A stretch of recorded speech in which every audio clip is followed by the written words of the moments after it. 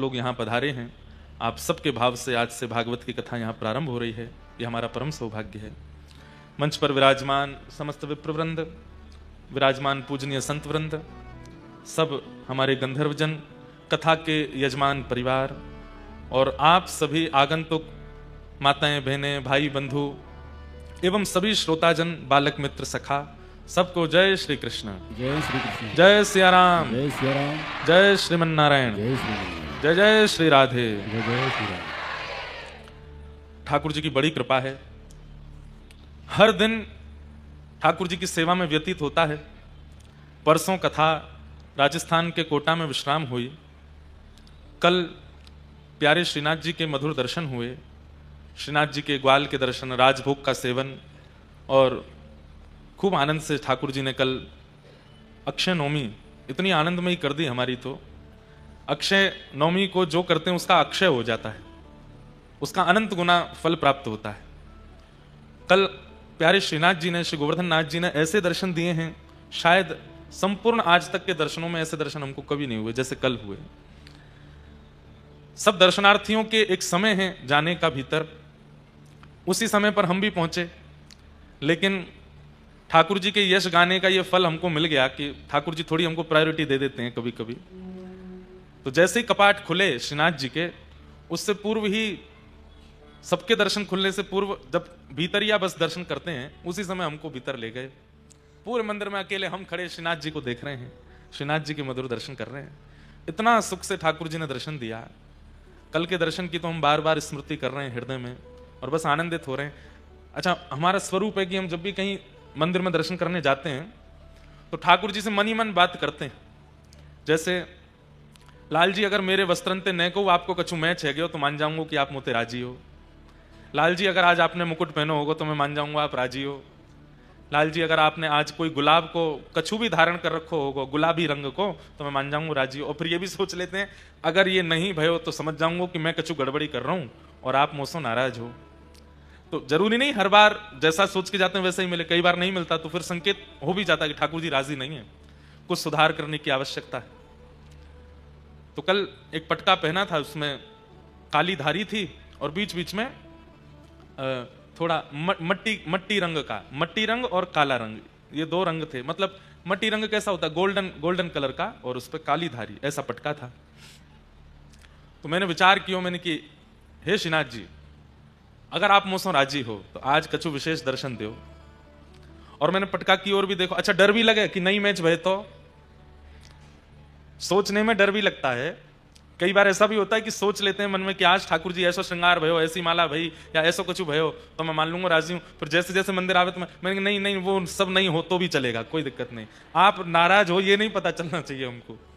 पर कल विचार किया कि आज अक्षय नवमी नाथ, कछु तो करो, कछु तो एक अनुभव कराओ कि कोई भाव सो आप हो। और एक बात और कहें कि लाल जी कहीं अभिमान नहीं आ जाए, क्योंकि कई बार ऐसा भी हुआ कि हमने ठाकुर जी से कोई बात कही और ठाकुर जी ने वो स्वीकार कर ली, तो मान आने का भी भय रहता है ना कि हमें मान आ गया। आप सबको इसलिए बता रहे ताकि और विश्वास दृढ़ हो। तो कल लाइन में खड़े सोच रहे कि लाल जी कछु ने एक विशेष है गयो ना, तो मैं मान जाऊंगा कि आप राजी हो। सेवा करते हैं, कथा सुनाते हैं, अध्ययन करते हैं, इतना भाग दौड़ करते हैं, इतनी मेहनत परिश्रम तो कुछ कर नहीं रहे वैसे, पर फिर भी करते हैं, तो कहीं से तो पता चले कि ठाकुर जी राजी हैं कि नहीं। हम कथा सुनाते हैं, आप लोगों को कुछ भाव समझ आवे, आपके जीवन में परिवर्तन आवे, इसलिए भी, अपने लिए भी, कि हमको भी तो, हम भी भक्ति पथ पे चल रहे हैं ना, तो हमें भी कुछ ना कुछ लाल जी का अनुग्रह प्राप्त होता रहे। तो जैसे ही मंदिर के भीतर पहुंचे, साथ में सब लोग, हमारे भाई लोग सब साथ में थे, पर एक पंडित जी भीतर से आए, बोले आपको भीतर बुला रहे हैं।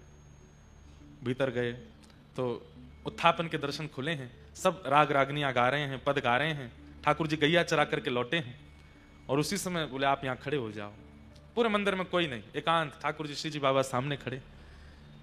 द्वार खुल रहे थे सबके, पर 5 मिनट पहले भीतर आ गए। एक विशेषता। फिर दूसरा, कल ठाकुर जी ने जरी को श्रृंगार धारण कियो और वहां में गोल्डन पोशाक और वहां में नेक नेक कारी कारी धारी और ऐसी सुंदर पाग, आहा, देख करके आनंदित है गए। और कल के श्रृंगार में अक्षय नवमी को और गोपाष्टमी को एक विशेष ऊपर एक गोकर्ण जैसी आवे, तो वो भी कल धारण है ठाकुर जी के। हाँ, इतना आनंद चित्त में आ गया। मैंने कि आज की हमारी अक्षय नवमी अक्षय है गई, आनंद है गया। अक्षय मतलब जाको क्षय ना है सके।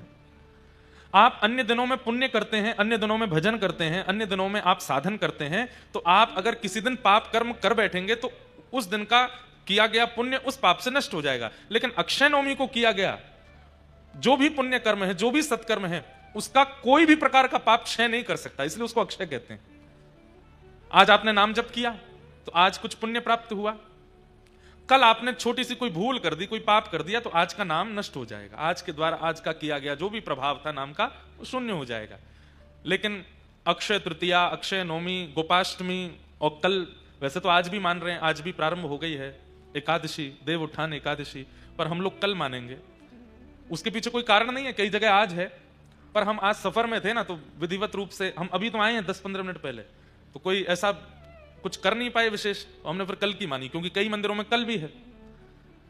तो कल देवोत्थान एकादशी, गोवर्धन पूजा, दीपमालिका, दीपोत्सव, ये विशेष दिनों पर किया गया पुण्य एक प्रकार से वो अक्षय हो जाता है। और उसमें भी अक्षय नवमी और अक्षय तृतीया हो तो उस दिन का किया गया पुण्य तो ना जाने कितना अक्षय होगा, उसको किसी भी प्रकार का हमारे द्वारा किया गया पाप नष्ट नहीं कर सकता। तो कल के जो दर्शन श्री जी बाबा के हुए, श्रीनाथ जी के, हमारे गोवर्धन नाथ जी के हुए, अद्भुत अक्षय हो गए, सबसे श्रेष्ठ हो गए। वैसे तो प्रत्येक दर्शन श्रेष्ठ है, परंतु ये अति आनंद हुआ कल हमको, इसलिए हम आज आपसे वो साझा कर रहे हैं। और आज कथा के प्रारंभ में शायद पहली बार ही गाया होगा हमने, हो महारा घट मां विराजता श्रीनाथ जी, यमुना जी, महाप्रभु जी। अब आप सब गुजरात के हैं, किसी एक से हम शिक्षा ले लेंगे कि और कैसे गवेंगे शब्द आगे के, तो फिर गाएंगे, एक दिन और विस्तार से गाएंगे। और भी कई गुजराती पद आते हैं हमको, पर विधिवत रूप से कहीं गाने का ऐसा साहस नहीं कर पाए, पर इस बार ऊंझा में गाएंगे, खूब धुआंधार गुजराती गाएंगे। तो अब धीरे धीरे हम सोच रहे हैं कि अब कथा करते करते हमको 10 वर्ष हो गए, अब थोड़ा थोड़ा भाषाओं का ज्ञान भी लें, थोड़ी थोड़ी गुजराती सीखें, थोड़ी मराठी सीखें, थोड़ी, वैसे हम ही कहते हैं कथा में कि एक ही रहो, अनेक होने की क्या आवश्यकता है। पर दाल चावल सादा खाओ, उसका अपना स्वाद है, पर उसमें थोड़ा अचार डाल दो, थोड़ा दही मिला लो, थोड़ा पापड़ डाल लो, थोड़ा उसमें नींबू निचोड़ दो, थोड़ा उसमें और विशेष कुछ और विशेष जोड़ दो, तो खूब सारी चीज मिल जाती है, तो और स्वाद आ जाता है पाने में।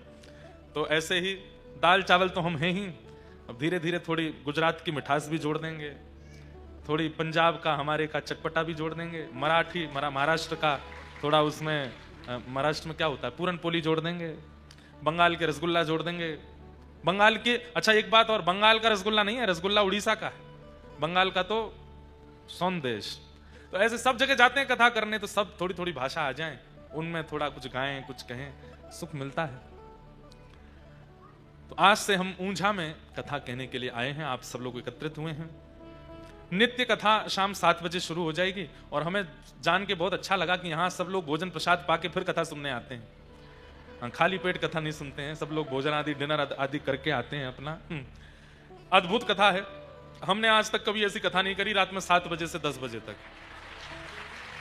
एक बार पहले कभी करने का अवसर मिला था, संभवतः झारखंड में चंदन क्यारी झारखंड में एक स्थान है, धनबाद के पास। बहुत पहले जब हमारी लोग कथा वथा सुनते नहीं थे, तब करी थी वहां कथा। तो भी कथा ऐसी होती थी 8 बजे से 11 बजे तक, 10 बजे तक।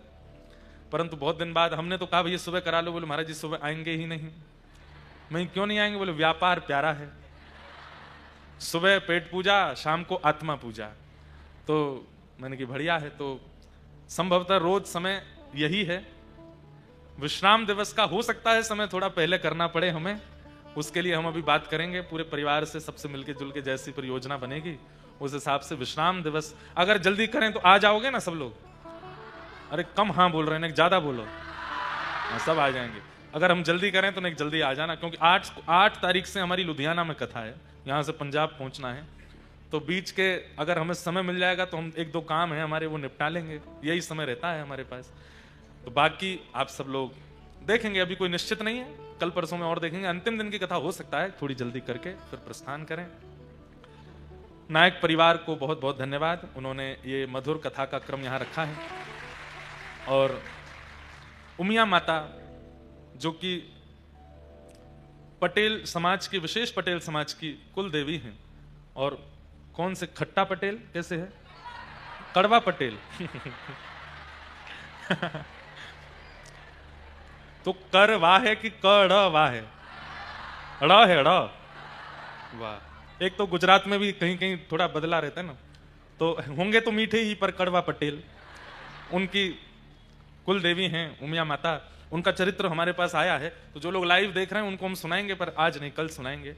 आज तो महात्मा की कथा कहेंगे, और कल बंधुओं श्री तुलसी शालिग्राम विवाह की कथा भी सुनाएंगे। हम जहां रुके हैं वहां तो हम तुलसी विवाह उत्सव करेंगे भी, परंतु यहां पर कथा क्रम सुनाएंगे। आप सब लोग अपने भाव से, कईयों ने आज एकादशी की है, कई कल मान रहे हैं, तो प्रेम से आप सब लोग भी अपने अपने घरों में तुलसी शालिग्राम भगवान का विवाह करना। फिर शाम को यहाँ हम कथा सुनाएंगे श्री तुलसी शालिग्राम जी के विवाह की, उमिया माता जी की, और बीच बीच में श्री रणछोड़ राय प्रभु, क्योंकि द्वारिका में हमारे लाला राजाधिराज और रणछोड़ के रूप में विराजमान हैं, तो बीच बीच में द्वारिकाधीश जी की मधुर लीला, श्री रणछोड़ ठाकुर जी की लीला, और हमारे भक्तों के अग्रगण्य श्री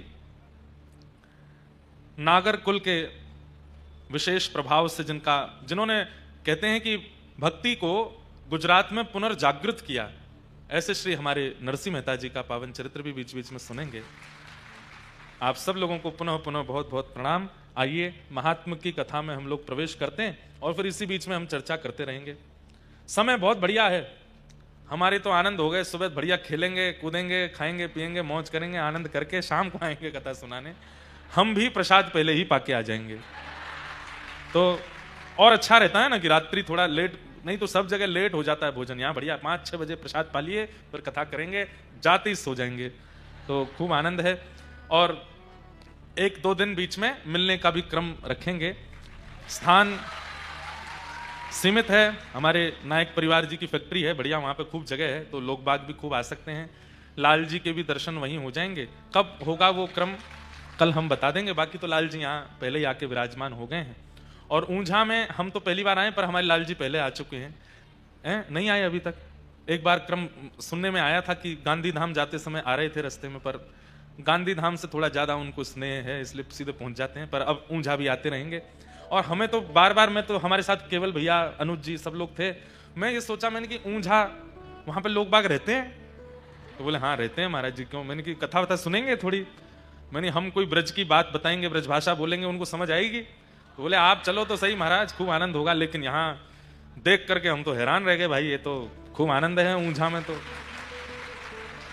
आप सबको खूब खूब प्रणाम, खूब भाव से आना, खूब अपने सारे काम निपटा के 7 बजे पहुंच जाया करना रोज। खूब भाव से कथा सुनेंगे, 7 दिन के लिए ऊंझा को वृंदावन बनाएंगे, खूब आनंद करेंगे, ऐसी मन की भावना है। आइए महात्मा की कथा में प्रवेश करते हैं, भाव से सब लोग श्रवण करो।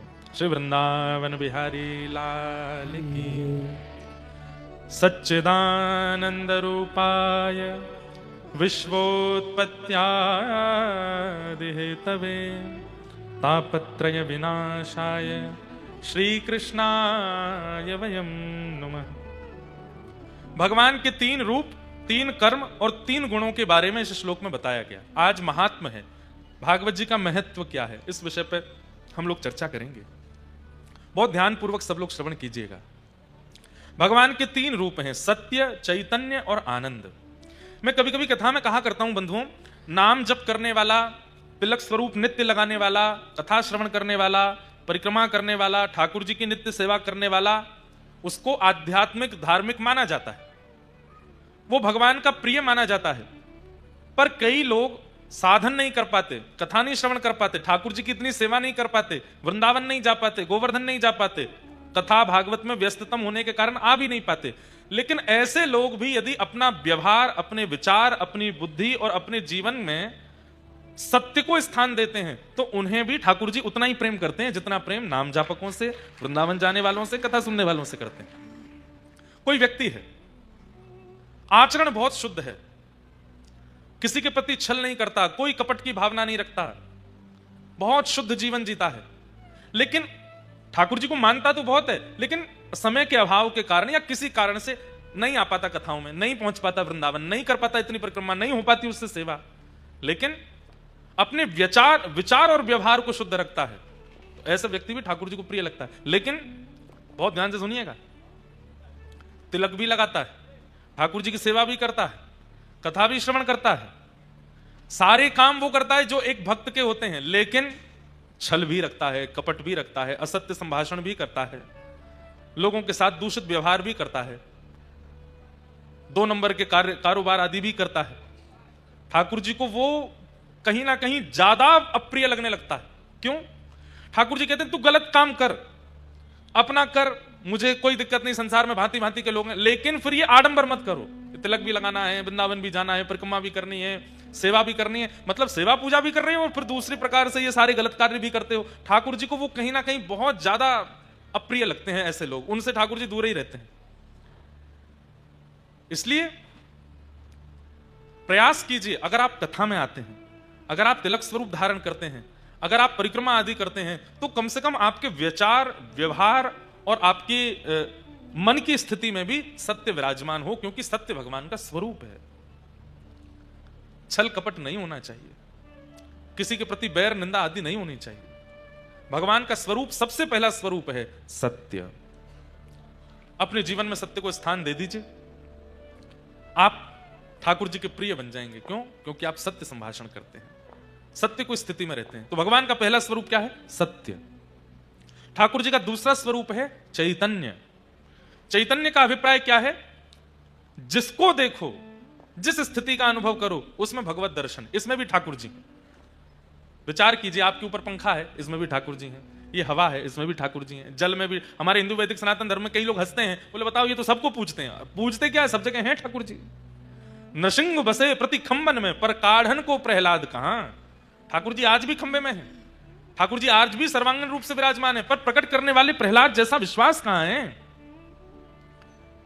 भक्त की दूसरी स्थिति क्या? सर्वम खलु इदम ब्रह्म, सब में ठाकुर जी की भावना रखे। कहां तक कहें? शत्रु भी सामने आ जाए तो उसमें भी ये देखे कि भाई इसमें भी ठाकुर जी विराजमान है। हमारे महाराष्ट्र के श्री नामदेव जी महाराज सब जगह ठाकुर जी को देखते हैं।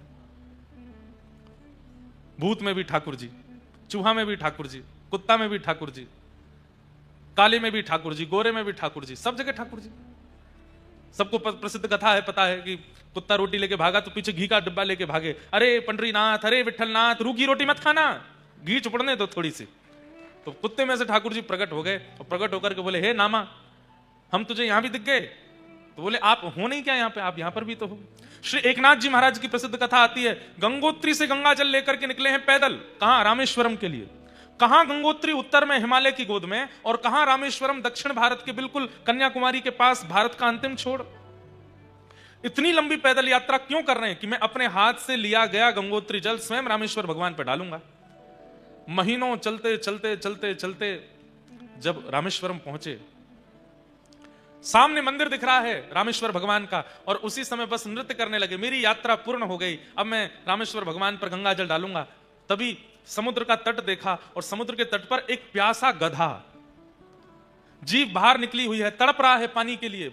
चिलचिलाती धूप पड़ रही है आकाश से, नमकीन जल होता है समुद्र का, पी नहीं सकता। और उसको एकनाथ जी महाराज देखते हैं, और एकनाथ जी सोचते हैं अब क्या करूं? सामने मंदिर है जिसके लिए इतनी लंबी यात्रा करके आया हूं, और एक तरफ एक जीव है जिसको पानी की अति आवश्यकता है। महादेव को प्रणाम किया, हे महादेव, इतने महीनों की यात्रा आपके चरणों में अर्पित करता हूं, पर क्षमा कीजिएगा, ये गंगोत्री का जल आप पर अर्पित नहीं कर पाया, पर आप तो सबघटवासी हैं, मेरे जल को इस रूप में ही स्वीकार कर लेना। गधे के मुख में जाकर के जैसे ही गंगा जल अर्पित करने लगे, देवादिदेव महादेव शंकर भगवान वहीं प्रकट हो गए। प्रकट होकर के श्री एकनाथ जी महाराज को हृदय से लगा लिया। कहने का अभिप्राय, अरे लोगों में देखने की बात बहुत दूर की है, अपने घर के ठाकुर जी और मंदिर के ठाकुर जी में भी हम भेद कर लेते हैं। अगल बगल के लोगों में ठाकुर जी को देखना ये तो बहुत दूर की बात है। हम लोगों की स्थिति तो ऐसी है कि मंदिर के ठाकुर जी को हम ज्यादा श्रेष्ठ मानते हैं और अपने घर के ठाकुर जी को हम कम श्रेष्ठ मानते हैं। इस सर्वम खलु इदम ब्रह्म वाली स्थिति कैसे बनेगी हमारी? सब में ठाकुर जी का अनुभव करो, धीरे धीरे करो। जरूरी नहीं कि आज कथा सुनी, आज रात से ही सब में देखने लगे ठाकुर जी, ऐसे नहीं। ये बनावटी नहीं करना है, आपके स्वभाव में आ जाए। आप जब तुलसी जी को देखते हैं, आप जब घास फूस देखते हैं, किसी जीव को देखते हैं, किसी मानव को देखते हैं, किसी स्थूल वस्तु को देखते हैं, आपके हृदय में तुरंत प्रणाम की भावना आवे, अपने आप ही मन में आने लगे, सब जगह तो ठाकुर जी हैं ही। सर्वम खलु इदम ब्रह्म, ये भगवान का दूसरा रूप है, चैतन्य। ठाकुर जी की पहली उपस्थिति सत्य में है, ठाकुर जी की दूसरी उपस्थिति चैतन्य में है। कोई लोग कहते हैं ना, आप इतने साल से कथा कर रहे हो, ठाकुर जी देखे आपने? और अगर देखे हैं तो हमको दिखाने की कोई एक सूक्ष्म बात बताओ। ये 3 स्थिति बना लीजिए, आपको ठाकुर जी दिख जाएंगे। सबसे पहला, सत्य आचरण कर लीजिए। दूसरा, सब में ठाकुर जी की दृष्टि रख लीजिए, सब जगह ठाकुर जी हैं। अच्छा, इसमें कई बार ऐसा होगा, लोग बाग आपको पागल भी कह सकते हैं। बताओ, सबको वंदन करता है, सबको पूज लेता है, जो दिख जाए। हमारे वृंदावन में एक मंदिर है, नाम सुना होगा आपने, पागल बाबा, सुना है नाम? पागल बाबा मंदिर है, बहुत बड़ा मंदिर है। मैं भी बचपन में गया था अंदर, अभी तक मेरे को भी जाने का नहीं मिला अवसर। पागल बाबा मंदिर, उनकी बारे में सुना, बंगाल के महात्मा थे, उनका नाम तो कुछ और था, पर दुनिया वृंदावन के ब्रजवासी उनको पागल बाबा बोलते थे। क्यों? वो चेंटी को भी प्रणाम करते थे, सामने से चेंटी निकल जाती, जय हो, प्रणाम करते। छोटे बालक आ जाते, उनके चरण छूते, मैया बूढ़ी आ जाती, उनके पांव छूते, कोई भी दिख जाता सबको प्रणाम करते। एक बार सूकर निकला सामने से, नाली में से, उसी को प्रणाम करने, जय हो वराह भगवान की प्रणाम। तो फिर ब्रजवासी कहते, ए बाबा तू तो पागल है, वो दिख है। तो बाबा कहते, हाँ अमी पागल मानुष, अमी पूछते पारो ना, अमी पागल मानुष, मैं पागल हूं, मुझे कुछ समझ नहीं आता, मुझे सब में ठाकुर जी दिखते हैं। और वहीं वृंदावन के शतक में लिखा है, यत्र प्रविष्टो सकलोपि जंतु आनंद सच्चित घनताम उपैति। वृंदावन की सीमा में प्रविष्ट हो जाने के बाद एक छोटे से छोटा कीट भी ठाकुर जी का स्वरूप होता है। पढ़ते हम सब हैं, सुनते अब समय, मानता कोई नहीं। हम आपको डांट नहीं रहे, अपने ऊपर भी लागू करते हैं। हमारे मन में भी कई चीजों के प्रति नहीं आती भावना कि इसमें परमात्मा है। दोनों को करना है चेंज, मुझे भी आपको भी। धीरे धीरे, धीमे धीमे सब में ठाकुर जी की भावना रखना प्रारंभ करो। श्रीनाथ जी इधर भी हैं, श्रीजी बाबा इधर भी हैं, लाडली जी यहां भी हैं, हमारे राधारमण जी इधर भी हैं। सर्वम खलु इदं ब्रह्म। तो पहला सत्य, दूसरा चैतन्य। जड़ हो, कैसी भी वस्तु हो, लिविंग थिंग हो, नॉन लिविंग थिंग हो, सब में ठाकुर जी हैं। भले ही सबके सामने प्रणाम मत करो, पर मानसिक प्रणाम तो कर ही लिया करो, इनमें भी ठाकुर जी। और अंतिम है आनंद। जीवन में कैसी भी स्थिति आ जाए, आप चित्त से अगर आनंदित रहते हैं तो एक प्रकार से आपके चित्त में श्री ठाकुर जी रहते हैं। जरा सी एक घटना हो जाती है, जरा सी कोई परेशानी आ जाती है, सिर पकड़ के बैठ गए, हाय राम जी का है गो, अरे अब कैसे होगा, अब क्या होगा, अब क्यों होगा, चिंता करने लगे, फोन घुमा रहे हैं, इससे पूछ उससे पूछ, ये कैसे। जरा सी बात पर इतनी विचलनता जिनको होती है, वो एक प्रकार से बुद्ध पुरुषों के सामने ये प्रमाणित कर रहे हैं कि उनके चित्त में ठाकुर जी नहीं है। ठाकुर जी होंगे तो कैसे होंगे? कोई घटना घटी, आपको फोन आया कि भैया आपके घर में या आपके परिवार में या आपके व्यापार में ऐसा ऐसा कुछ हो गया, सुन करके अच्छा कोई बात, अभी हमको 1 घंटा फोन मत करना, हाँ संभालो, थोड़ी देर बैठे हैं, श्री कृष्ण गोविंद हरे मुरारे, हे नाथ नारायण वासुदेव, हे ठाकुर जी, हे श्री जी। निश्चित ही आप कोई मंगल विधान सोच के बैठे हैं और उसी मंगल विधान को पूर्ण करने के लिए आपने ये कुछ लीला रची होगी, सब मंगल में होगा, मुझे कोई चिंता नहीं है, बस चाहे जो हो जाए आप हमसे दूर मत जाना, आप हमसे दूर मत होना। व्यापार में कोई खपत हो जाए, परिवार में कोई रूठ जाए, कुछ हो जाए, श्री जी ठाकुर जी से प्रार्थना करना, हे श्री जी ठाकुर जी आप सब मंगल सोचते हैं, जो विचार है आप सब कीजिए, पर बस आप दूर मत होना। बिल्कुल निश्चिंत रहो, कोई दिव्य महापुरुष हैं, आए हैं कथा सुनना, बस इनको भी पंखे का तो पता ही हो। जय हो, वाह भैया, उनको आनंद तो बहुत आ रहा है, गए परिक्रमा लगा के। तो मैं क्या बता रहा था, कहां था, जल्दी बताओ। आनंद, गुजरात में भी एक जगह ना आनंद, हर परिस्थिति में प्रसन्न रहे। श्याम प्यारे से जिसका संबंध है, श्याम प्यारे से जिसका संबंध है, वो उसको हर घड़ी आनंद ही आनंद है, उसको हर घड़ी आनंद ही आनंद है, ओ उसको हर घड़ी आनंद ही आनंद है, उसको हर घड़ी आनंद ही आनंद है, ओ श्याम प्यारे से जिसका संबंध है, श्याम प्यारे से जिसका संबंध है, श्याम प्यारे से जिसका संबंध है, श्याम प्यारे से जिसका संबंध है, उसको हर घड़ी आनंद ही आनंद है, उसको हर घड़ी आनंद ही आनंद है। हाँ, उसको हर घड़ी आनंद ही आनंद है, उसको हर घड़ी आनंद ही आनंद है। ओ झूठी ममता से करके किनारा, झूठी ममता से करके किनारा, झूठी ममता से करके किनारा, झूठी ममता से करके किनारा, लेके सच्चे प्रभु का सहारा, लेके सच्चे प्रभु का सहारा, ओ लेके सच्चे प्रभु का सहारा, लेके सच्चे प्रभु का सहारा। वो जो उसी की रजा में रजामंद है, जो उसी की रजा में रजामंद है, जो उसी की रजा में रजामंद है, जो उसी की रजा में रजामंद है, वो उसको हर घड़ी आनंद ही आनंद है, उसको हर घड़ी आनंद ही आनंद है, उसको हर घड़ी आनंद ही आनंद है, उसको हर घड़ी आनंद ही आनंद है। ओ श्याम प्यारे से जिसका संबंध है, श्याम प्यारे से जिसका संबंध है, राधा रमण से जिसका संबंध है, राधा रमण से जिसका संबंध है, वो उसको हर घड़ी आनंद ही आनंद है, उसको हर घड़ी आनंद ही आनंद है। हाँ, उसको हर घड़ी आनंद ही आनंद है। उसको हर घड़ी आनंद करताल बजा के गाओ श्री द्वारिकाधीश की।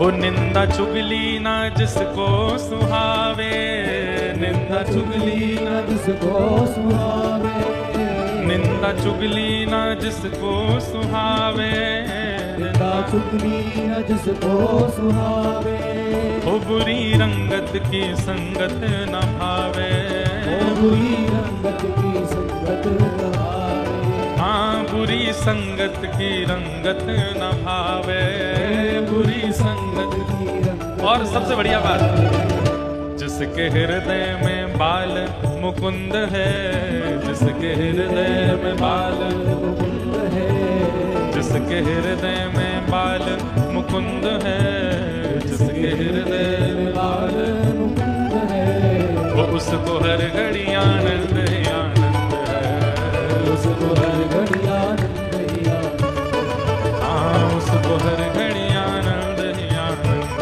है, उसको हर घड़ी आनंद ही आनंद है। ओ श्याम प्यारे से जिसका संबंध है, श्याम प्यारे से जिसका संबंध है, गिरधर लाल से जिसका संबंध है, गिरधर लाल से जिसका संबंध है, वो जिसको हर घड़ी आनंद ही आनंद है, उसको हर घड़ी आनंद ही आनंद हाँ उसको हर घड़ी आनंद ही आनंद है, तो हर घड़ी आनंद ही आनंद है। ओ उसको हर घड़ी आनंद ही आनंद है, उसको हर घड़ी आनंद ही आनंद हाँ उसको हर घड़ी आनंद ही आनंद है।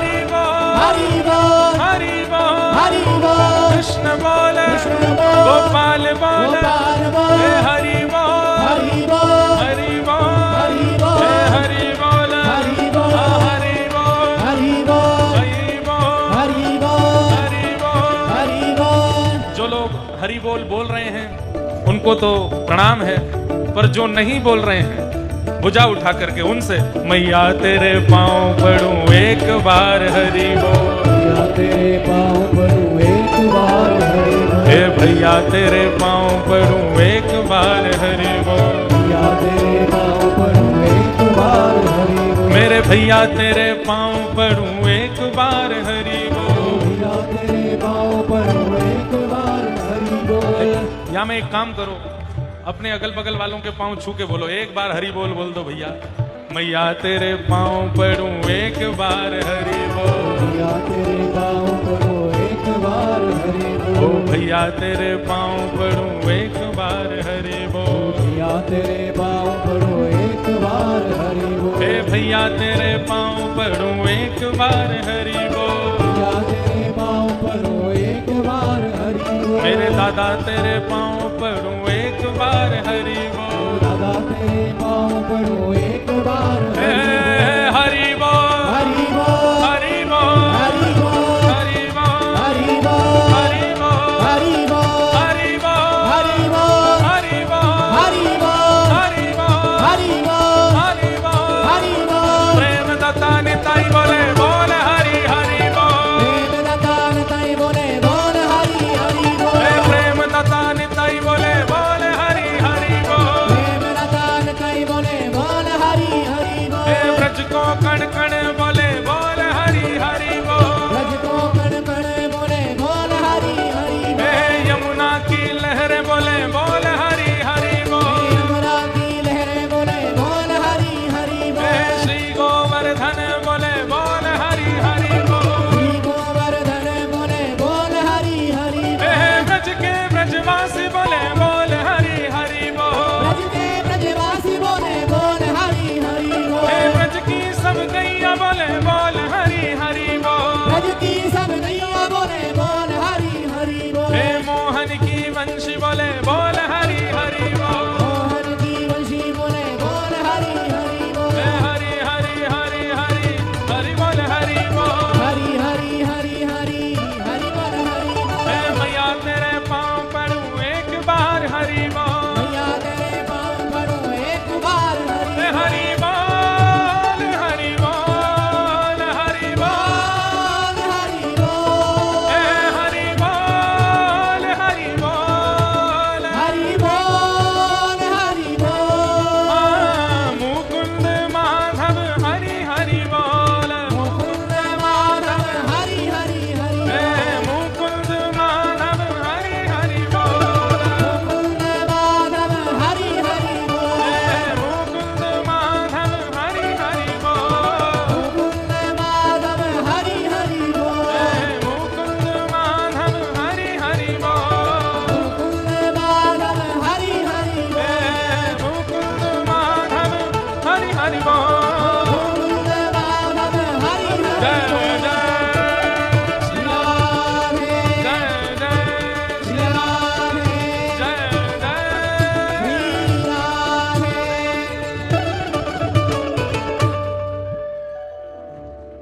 श्री राधा रमण से जिसका संबंध है, राधा रमण से जिसका संबंध है, राधा वल्लभ से जिसका संबंध है, राधा वल्लभ से जिसका संबंध है, उसको हर घड़ी आनंद ही आनंद है। उसको हर घड़ी आनंद ही आनंद बंधुओं, है। आनंद श्री कृष्ण का स्वरूप है। सब लोग सावधानी से सुनिएगा।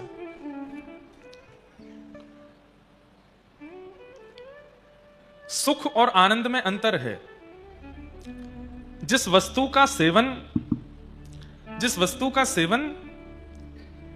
एक समय पर आने पर, एक समय पर, एक अवधि हो जाने पर वही वस्तु आपको खलने लगे, वो सुख है। जैसे आप गुजरात की श्रीखंड बहुत हमें प्रिय लगता है, श्रीखंड पाओ, पर श्रीखंड की एक लिमिट है, उतना ही अच्छा लगेगा, उससे ज्यादा अच्छा नहीं लग सकता। हमारे वहां ज्यादातर हमारा आना कच्छ में होता है, तो कच्छ के तरफ जाते हैं तो वहां की माताएं बहनें हमारे वहाँ के परिवारी जन सब वो रोटला बनाते हैं बाजरे का, साथ में सेव की सब्जी, चटनी, छाछ तो जरूर पिलाते हैं। छाछ तो गुजरात में रात में भी पीते हैं। हमारे यहाँ उत्तर भारत में रात को छाछ नहीं पीते, यहाँ रात में भी छाछ, और छाछ नहीं बोलते, छाछ, छाछ छाछ पियेंगे महाराज जी, छाछ। तो जो भी वस्तु है कितनी भी आपको प्रिय लगती है, लेकिन उसकी लिमिट तय है। संसार में संबंध से लेकर के वस्तु तक सबकी एक लिमिटेशन है। उस लिमिट से ऊपर यदि वो वस्तु जाएगी तो वही वस्तु आपको अप्रिय लगने लगेगी। भले ही गाने बना दिए दुनिया भर के कि कितना प्रेम करते हैं, बोले समुद्र नाप देंगे, पृथ्वी से चंद्रमा तक का प्रेम है, ऐसा प्रेम है, पर नहीं, ये अनलिमिटेड बोलने के लिए होता है, कर नहीं सकता कोई। क्यों? क्योंकि संसार की हर वस्तु एक लिमिट में ही अच्छी लगती है, पर ठाकुर जी के संबंध की जितनी भी वस्तु हैं वो अनलिमिटेड होती है, इसीलिए वो आनंद है, उसमें लिमिट नहीं होती। चाहे ठाकुर जी जितनी कृपा कर दें, जितना अनुग्रह कर दें, जितना आप ठाकुर जी का अनुभव कर लो, जितनी कथा सुन लो, जितना नाम जप कर लो, जितना ठाकुर जी को देख लो, आपका मन नहीं भरेगा। और जहां मन ना भरता हो उसी को आनंद कहा जाता है।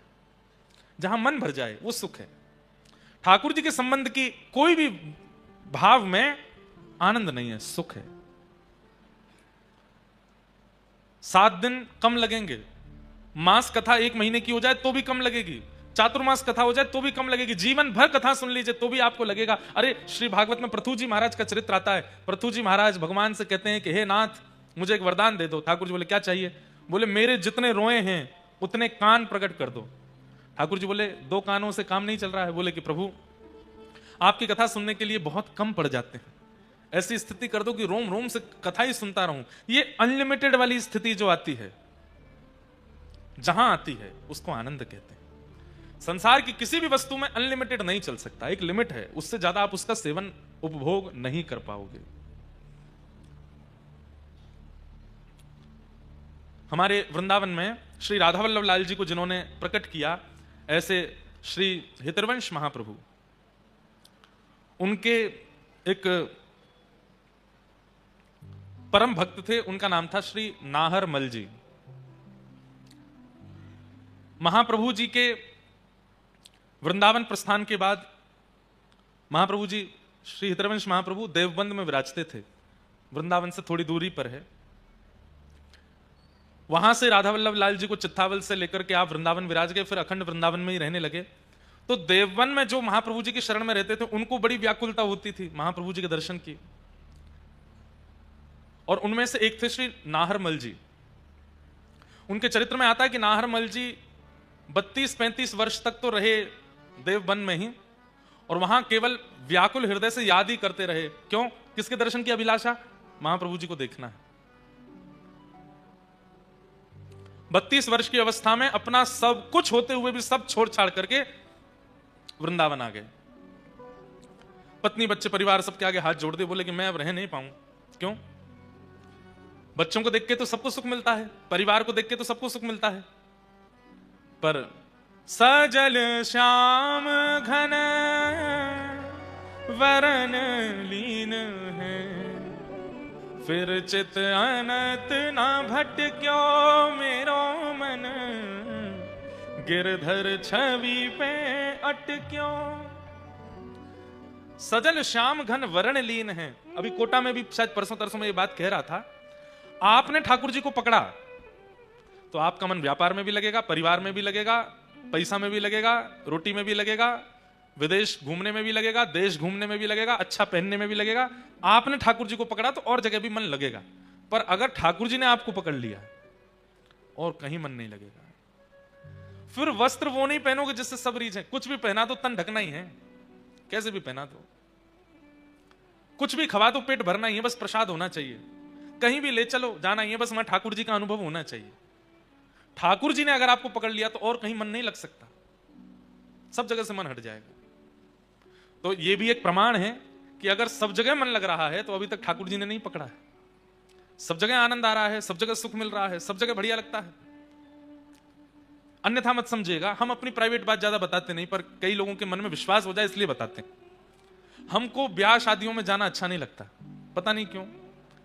और मैं बहुत, हमारी माता जी पिताजी सबको पता है घर में, मैं विवाह शादियों में कैसे जाना पड़ता है कभी कभी।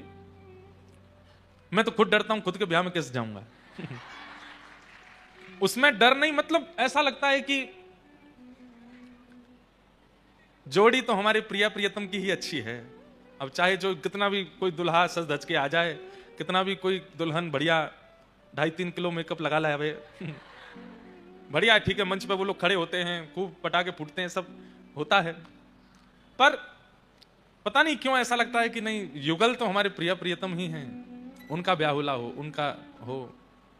अब सब कहता तो हूं मैं, कभी ना कभी हमारा ब्याह होएगा तो ये सब तो होएगा, पर मन में एक भावना आती है, नहीं मुझे ज्यादा रुचिकर लगता। और ब्याह में भी नहीं, किसी के पारिवारिक उत्सवों में मेरे को रुचि नहीं आती। जैसे लोग अपना जन्मोत्सव मनाते हैं, कई लोग फोन करके कथा भी इसलिए कराते हैं कि हमारे इनके जन्मोत्सव में कथा, तो मैं फिर उनको फिर 2-3 साल बाद की तिथि दिलवाता हूं। बोले जन्मोत्सव तो अगले साल है 50वां। मैंने की कोई नहीं, हम 53वें जन्मोत्सव में करेंगे कथा। मन थोड़ा कम लगता है, और शायद यही एक स्थिति होगी जिसके कारण अब कथा करते हैं, थोड़ा असर तो जीवन में पड़ता है ना, तो व्यवहारिक पारिवारिक व्यवहारिक जो क्रियाएं होती हैं उनमें कम रुचि बनती है। वो बनेगी ही, इतनी कथा कहते हैं, ठाकुर जी की सेवा करते हैं, तो कुछ तो असर पड़ेगा ना। और भी कई ऐसी स्थितियां हैं जिनमें रुचि कम लगती है, तो ये होता ही है। ठाकुर जी जिसको अपने पास खींचने लगते हैं धीरे धीरे, वो धीरे धीरे संसार की कई स्थितियों से अलग होता चला जाता है, थोड़ा विलग होता चला जाता है। सजल श्याम घन वरण लीन है, फिर चित अनत न भटक्यो, मेरो मन गिरधर छवि पे अटक्यो। तो श्री नाहरमल जी महाप्रभु जी के वियोग में इतने व्याकुल रहने लगे, 32 वर्ष हो गए उनको दूर रहे रहे, अब उनसे रहा नहीं गया। अब तो हाथ पांव जोड़े पूरे परिवार के, बोले मैं जा रहा हूं। और सब कुछ होते हुए भी सब छोड़ छाड़ करके वृंदावन आ गए। और जैसे वृंदावन पहुंचे, आहा, सीमा में प्रवेश करते ही मानो जैसे भूख प्यास निद्रा सब प्राप्त हो गई हो, नृत्य करने लगे, आनंदित हो गए। यह आनंद है। आज सोने में आनंद आता है, खाने में आनंद आता है, पीने में आनंद आता है, पर वो आनंद नहीं, वो सुख है। बिना निद्रा के, बिना भोजन के, बिना पानी के आपको सुखी करने की सामर्थ्य केवल ठाकुर जी के धाम और ठाकुर जी की लीला और ठाकुर जी के दर्शन में है। निद्रा की इच्छा नहीं होगी। सुबह सुबह 4 बजे मंगला दर्शन होते हैं, 3 बजे लोग पहुंच जाते हैं, सोते कब हैं? सोए कब? हमारे श्री प्रेमानंद जी महाराज 2:30 बजे, 3 बजे, 4 बजे निकल पड़ते हैं। पहले तो 2:30-3 बजे निकलते थे। मैं कहता बाबा सोए कम है, कब सोते हैं? और उठ जाते हैं, उठ करके फिर पूरे दिन का उनका क्रम है, बहुत कम। निद्रा कम हो जाती है, भोजन कम हो जाता है, जल कम हो जाता है, व्यवहार कम हो जाता है, लेकिन मुखमंडल का तेज, हृदय का आनंद, वाणी में सरसता, और बस उपस्थिति से सबके चित्त में सकारात्मकता सब प्रकट हो जाती है। क्यों? क्योंकि चित्त में आनंद है। वो आनंद तभी प्रकट होता है जब ठाकुर जी वर्ण करते हैं। आपके वर्ण करने से नहीं होगा। आप कितनों पकड़ो ठाकुर जी को, ठाकुर जी आपको पकड़ लें। सब छोड़ छाड़ करके वृंदावन आ गए, और वृंदावन आकर के नाहरमल जी ने जैसे ही श्री राधा वल्लभ जी के दर्शन किए, हितरवंश महाप्रभु के दर्शन किए, बस नेत्रों से अश्रुपात होने लगा। अब भले ही मेरे प्राण निकल जाएं। क्यों? सर्वस्व प्राप्त हो गया। महाप्रभु जी बोले, अरे नाहरमल तू काय को आ गए हो? सब तो हतो तेरे पास देव बन में, परिवार आदि सब। बोले सब हते, आप नहीं थे। सब थे, राधा वल्लभ जी नहीं थे, इसलिए आ गया। तो आनंद किसको कहते हैं? जहां सीमा पार हो जाए, लिमिट क्रॉस हो जाए, अवधि पार हो जाए, और तब भी आनंद घटे ना, तब भी वह प्रसन्नता घटे ना, उसको आनंद कहते हैं। और वही श्री कृष्ण है। पानी पूरी अच्छी लगती है, 10 पानी पूरी खा लो, 11 खा लो, 12 खा लो, 13वीं 14वीं में यम दिखने लगेंगे, ठाकुर जी नहीं दिखेंगे। रसगुल्ला बढ़िया लगते हैं, 6-7 खा लो, 8वें 9वें में यमदूत दिखने लगेंगे। वो रसगुल्ला ही यमराज जैसा लगेगा, भैया अब मत दो, ले जाओ, अब नहीं खाना। पर ठाकुर जी की भक्ति, ठाकुर जी की कथा, 3, 4, 5 घंटे निकल गए अगर कथा सुनते सुनते, उसके बाद घड़ी देख के चौंक जाएंगे, अरे 5 घंटे हो गए, मैं बैठा ही हूं, मैं सुन ही रहा हूं, मैं कैसे सुन सकता हूं? और उस समय पर अपने आप पर आश्चर्यचकित होकर के आपके नेत्रों से अश्रुपात हो जाए, वही आनंद है, वही श्री कृष्ण है। जहां अवधि पार हो जाए फिर भी सुख लगे, वही श्री कृष्ण। ऐसे भगवान के 3 रूप हैं, सत्य, चैतन्य और आनंद। तीन भगवान के कर्म हैं विश्व की उत्पत्ति, पालन और संहार। उत्पन्न करना, फिर उसको पालन करना, अंत में संहार कर देना। तापत्रय विनाशाय, तीन प्रकार के तापों का जो नाश करते हैं, ऐसे श्री कृष्ण को हम बारंबार प्रणाम करते हैं। श्री कृष्णाय वयम नमः। बंधुओं, महात्म की चर्चा में सबसे पहले सौनकादि ऋषि 88,000 सौनकादि ऋषियों ने सूत जी महाराज से प्रश्न किया, भगवान भगवत प्राप्ति का कलिकाल में सर्वोत्कृष्ट साधन क्या है? ठाकुर जी को प्राप्त करने का कलयुग में सबसे श्रेष्ठ साधन क्या है? तब श्री सूत जी महाराज कहते हैं, श्रीमद् भागवती वार्ता, भागवत की कथा। आप चाहे हम खुद अनुष्ठान करते हैं, खुद यज्ञ करते हैं, खुद सब कुछ करते हैं, पर सबकी एक अवधि है, उतना ही करते हैं, पर बाकी के समय केवल और केवल कथा में ही रहते हैं। श्रीमद् भागवत की कथा सुनिए और उसको पालन करने लग जाइए, इसी से ही ठाकुर जी मिल जाएंगे। तत्श्रवण प्रपठन विचारण परो भक्त्या विमुच्चैन नर। भागवत जी का आश्रय ले लीजिए, कथा से ही ठाकुर जी मिल जाएंगे। एक काशी में ब्राह्मण थे, बचपन से ही उनको भागवत जी पढ़ने का शौक लग गया। बताओ, ऐसे शौक लगे तो कितना अच्छा। वही भागवत जी हैं, लेकिन एक आश्चर्य की बात है, हर बार भागवत जी का अध्ययन करने में आपको नई लगेंगे। ये भागवत जी का आधुनिकता है। जितनी बार आप सुनोगे, जितनी बार आप पढ़ोगे, जितनी बार आप अध्ययन करोगे, उतनी बार भागवत जी नवीन हो जाती हैं। पुरा अपि नवम इति पुराणम, इसीलिए पुराण है। और पुराण भी नहीं है, महापुराण है। तो काशी में एक विद्वान रहते थे, बचपन से उनको भागवत जी पढ़ने का शौक लग गया। अब तो ऐसा शौक लगा, उठते बैठते चलते फिरते बस उनको यही लगता मैं कहीं एक आसन लगा के बैठ जाऊं, भागवत जी पढ़ूं।